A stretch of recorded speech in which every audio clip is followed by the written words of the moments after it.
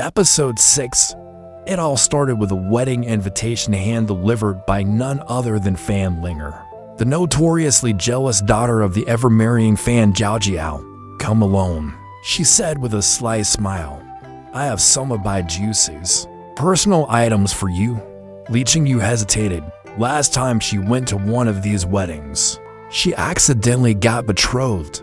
But the mention of Bai Juicy, that was a name she couldn't ignore. She agreed naively. And just like that, she walked straight into what felt a lot like a trap 2 weeks earlier. Late one night, Li Qingyu wasn't meditating like everyone thought.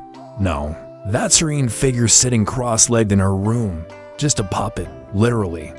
The real Li Qingyu had slipped away to the forbidden cold pool, sword in hand, on a mission of revenge. Her target, the white serpent, the creature that destroyed her village and killed her family when she was just a child. But someone was watching. Bai Juicy had been trailing her.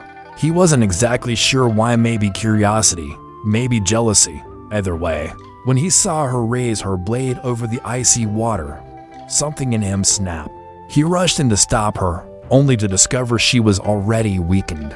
She'd taken a forbidden pill to boost her strength, but her mortal body couldn't handle it. When Bai Juicy tried to pull her back, his sudden movement struck her to heart. She collapsed instantly. Desperate measures, her injuries were critical. Bai Juicy summoned Li Mo, an old friend and healer, but even he couldn't undo the pill's effects. It wasn't just poison, it was an overload. Her body was shutting down. In a desperate move, Bai Juicy had Li Mo awaken her just enough to ask, "Why did you do this?" Her answer hit hard. "The white serpent killed everyone I loved. My family, my village, gone. I followed my master to Jiang's sect for one reason: revenge." The fire fruit quest. Li Mo offered a sliver of hope. There was one thing that could save her: the Jiang fruit, rare, mystical, and nearly impossible to find. But if she ate it, she wouldn't just survive, she could become immortal. Problem: everyone wanted it. A dozen cultivators were already fighting for it, including a bitter man named Jiang, who'd waited years for the fruit. But just as the beast guarding it reared up to strike, Bai Juicy appeared. In a single, effortless move, he defeated the guardian beast and took the fruit. No fanfare, no thanks, just took it. Jiang watched from the shadows, seething. From that day forward, his hatred took root. Life saved, but not all is well. Back at the palace, Li Qingyu awoke, healthy and stronger than ever. The fruit had worked. She looked at Bai Juicy with gratitude that bordered on devotion. "My life is yours now," she said earnestly. But just as she began celebrating her second chance, Bai Juicy coughed. "Blood."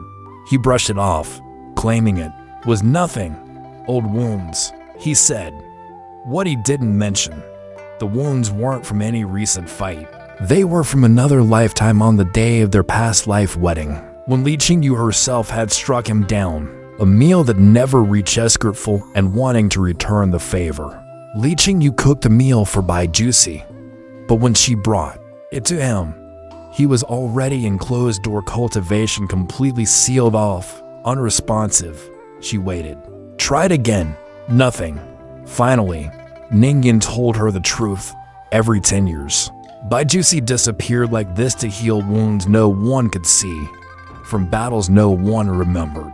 Immortality, it turned out, came with scars of its own.